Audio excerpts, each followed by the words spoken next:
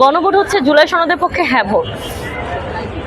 এটা আমরা বেসিক স্টুডেন্টরা সোশ্যাল মিডিয়ার মাধ্যমে জানলেও, আমি নিজে জানলেও, আমার বাসার যে সদস্যরা আছে বা একজন শ্রমিক, একজন কৃষক, সে কিভাবে এটা জানবে সেটা নিয়ে আমার দ্বিধাদ্বন্দ্ব আছে।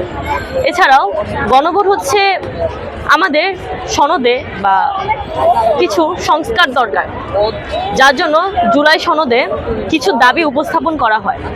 আমরা যদি হ্যাঁ ভোট দেই, এই সংস্কারগুলো আসলেই হবে। গণভোটের ব্যাপারে আমার ধারণা পুরোপুরি আছে, বা একটু আমি বলতে পারবো। যেরকম হচ্ছে আপনার গণভোটের ভিতরে রাষ্ট্রপতি এবং প্রধানমন্ত্রী ক্ষমতা দুইটা আলাদা আলাদা থাকবে, এবং হচ্ছে আপনার কোনো এক ব্যক্তি প্রধানমন্ত্রী 10 বছরের বেশি থাকতে পারবে না। হ্যাঁ ভোট না ভোট শুনি দেয়নি অন্তরিক, আমরা করতে জানবো না, বুঝেই দিলে শুনি তো মানুষের কাছে ভোট হইব, আবার কারো কাছে শুনি এটা কোনো না, ভোট অনেক কি করতে আছে। ভোট না ভোট বলতে ভোটই হবে, কেননা আমাদের দেশে একজন প্রতিনিধির দরকার, সেজন্য আমি ভোটে বা ভোট দেবো।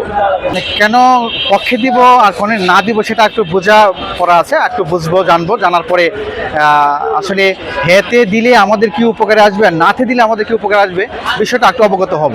ভাইয়া ভোট না ভোট বলতে আসলে কি বোঝাচ্ছে আমি সেটাই জানি না।